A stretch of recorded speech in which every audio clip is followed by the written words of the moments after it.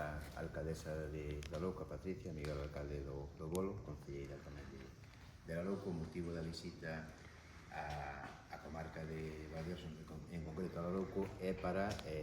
falar do Fondo de Compensación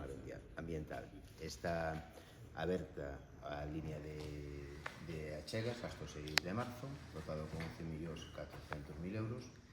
Na orde anterior, a agrupación de O Bolo e da Louco foi beneficiaria dunha achega de 35.000 euros para a adquisición de material co baio de actuar no que sería en aspectos medioambientais.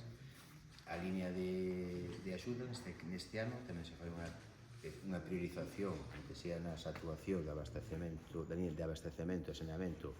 de aguas de titularidade municipal,